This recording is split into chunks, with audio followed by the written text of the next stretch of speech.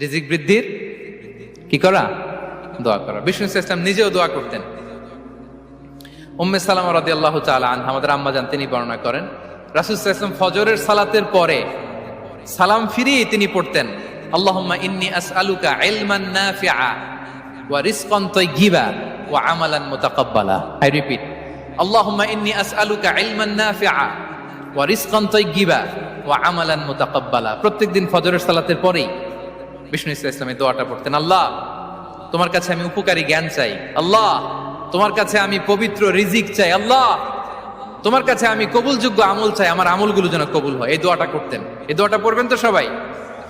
বিষ্ণু ইসলাম নিজে পড়তেন সকালবেলা, একেবারে দিনের শুরুতেই রিজিকের বরকতের জন্য দোয়া করে তিনি ওনার ডে স্টার্ট করতেন।